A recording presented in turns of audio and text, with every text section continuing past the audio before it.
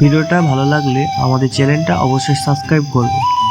জীবন হেরে যায় মৃত্যুর কাছে, সুখ হেরে যায় দুঃখের কাছে, ভালোবাসা হেরে যায় অভিনয়ের কাছে, আর বন্ধুত্ব হেরে যায় অহংকারের কাছে। এমন সম্পর্ক তৈরি করো যা কোনোদিন শেষ হবে না। এমন একটা হাত ধরো যা কখনো ছেড়ে যাবে না। সব কিছু শেষে আমি যা বুঝলাম, আমি যেমন আছি তেমনই যথেষ্ট। আমার প্রতিটা চিন্তা, প্রতিটা ক্ষত, প্রতিটা অপূর্ণতা সবাই আমার গল্পের অংশ।